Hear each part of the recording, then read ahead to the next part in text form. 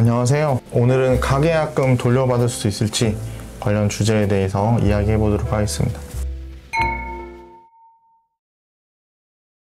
블로그의 사례를 간단히 설명 부탁드립니다.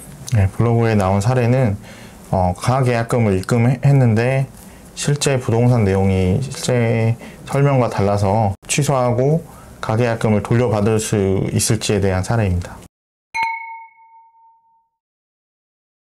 가계약금의 정의가 명확히 무엇일까요? 네, 가계약금은 어떤 법률에 정의된 정식 용어는 아닌데요. 본 계약을 체결하고 계약서를 작성하고 계약금을 입금하기 전에 물건을 보고 이제 공인중개사분이 계약금의 일부 100만 원이면 100만 원, 500만 원이면 500만 원 이 정도만 다른 사람이 못 가져가게 걸어달라 이렇게 해서 입금을 하는 경우가 있는데, 이러한 경우를 이제 관행적으로 가계약금이라고 부르고 있습니다.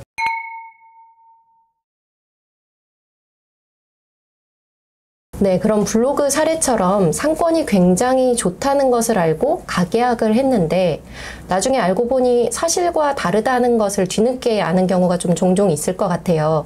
이 경우 가계약금을 다시 돌려받을 수 있는지 여부도 궁금합니다. 가계약을 취소한다 이런 의미는 이제 아까 말씀드렸죠. 가계약이라는 게 정식 법률 용어는 아니고 본 계약을 체결하기 전에 약정 같은 건데, 본 계약이 성립했는지 안 했는지를 따져보는 게 가장 중요합니다. 가계약금 분쟁에서는.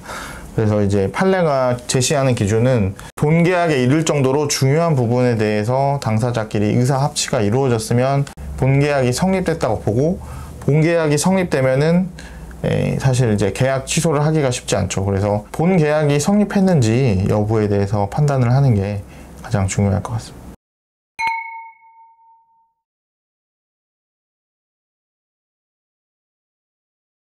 그럼 블로그 상황 반대 입장에서 만약에 충분히 고지를 했음에도 상대방이 제대로 듣지 않고 이미 가계약을 체결했을 경우, 근데 이후에 다시 가계약금 반환 요청을 했을 경우, 이럴 때 분쟁을 피하려면 어떻게 해야 할까요? 만약에 이제 가계약을 상대방이 취소하지 못하게 하려면 반대로 계약의 중요한 부분에 대해서 의사 합치가 있었다는 것을 이제 입증할 필요가 있겠죠. 그러면 이제 서면 계약서를, 가계약서를 쓰는 게 가장 좋겠지만, 그게 힘들다면 문자 메시지로라도 계약의 중요한 부분, 매매면은 매매 목적 대금, 중도금, 계약금, 잔금, 지급 시기, 목적물을 특정한다든지 이런 계약의 중요한 부분들에 대해서 문자 메시지로라도 의사 합치가 있다고 보는 경우에는 상대방이 취소하기가 더 힘들겠죠.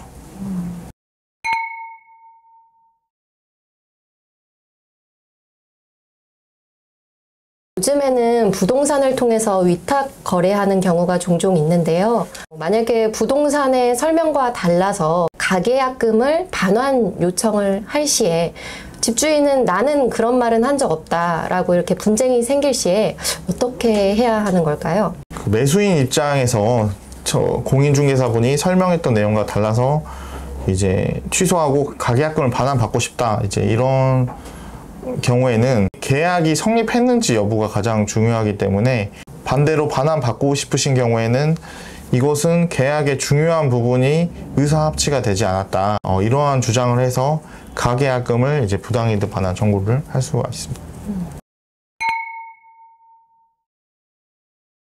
가계약금 반환과 관련된 분쟁에 서 계신 독자분들을 위해서 한 말씀 부탁드립니다. 가계약금 관련된 상담을 이제 정말 많이 받는데요.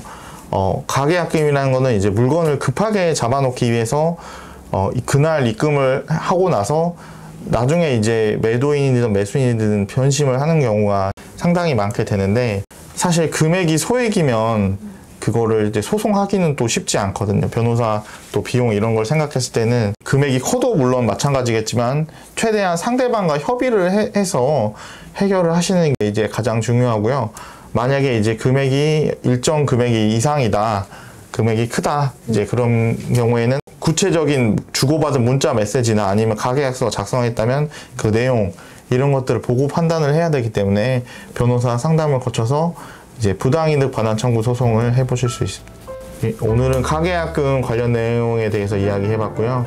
관련해서 또 추가로 궁금하신 내용 있으시면 아래 상담 연락처로 편하게 문의 주시기 바랍니다. 감사합니다.